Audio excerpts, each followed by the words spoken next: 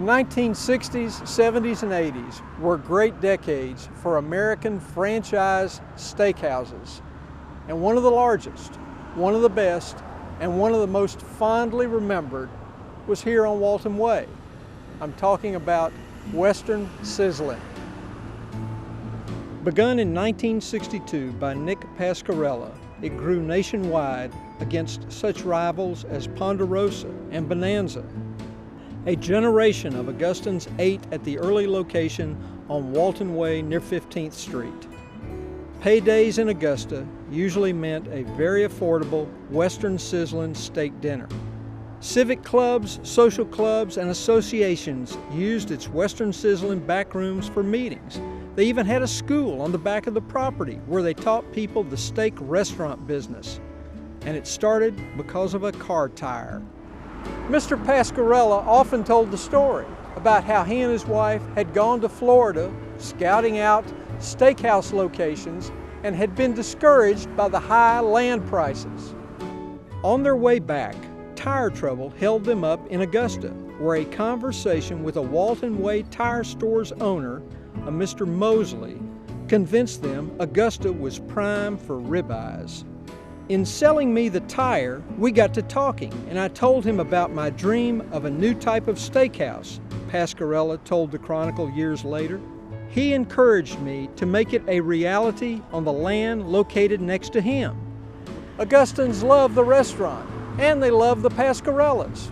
I know because so many of them have told me. My mother worked with them until she retired, wrote Stella Kirk. They were a great family. They looked on my mother as family. In fact, they were at her funeral. If I needed them, they would be there. The best part, other than eating such a great meal, was the way Mr. Pasquarella treated his customers, said Mattie Mitchell. He would walk around the restaurant with his warm smile, talking to everyone. He treated everyone the same. Well, maybe not everybody. Dr. Edward Servey often told the story about when he was coaching the MCG rugby team in the late 70s.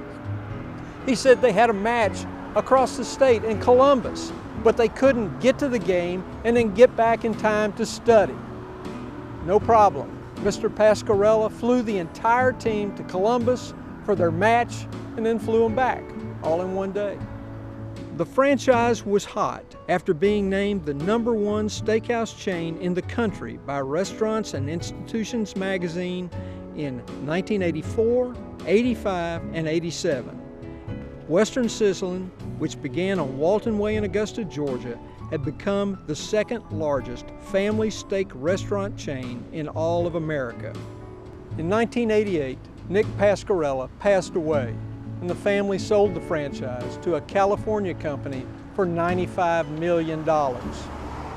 Within a dozen years after Nick Pasquarella's death, all 6 Augusta locations shut down, severing the chain's ties to its Augusta roots. The new owner, Intermark Incorporated, moved the franchise's corporate headquarters from Augusta to Dallas, but within 4 years, Intermark filed for Chapter 11 bankruptcy protection. Western Sizzlin was so good, so beloved, that many Augustans, me included, thought it would be here forever. It wasn't, but the memories still are.